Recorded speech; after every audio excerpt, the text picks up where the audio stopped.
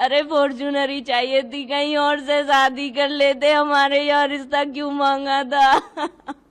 मेरी मेरी बहन को उन्होंने राक्षसों ने नोच डाला, मेरी बहन उसके शरीर पे के। इतने निशान है ना, इतने निशान है कि मेरी मतलब वो मेरी अपने बहन आप के को मतलब क्या ही समझ। घुसाया है पेट में, मेरी बहन पे क्या ही बीजी होगी।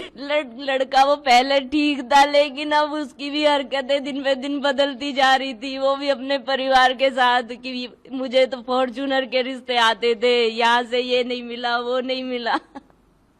अरे फॉर्च्यूनर ही चाहिए थी, कहीं और से शादी कर लेते, हमारे यहाँ रिश्ता क्यों मांगा था।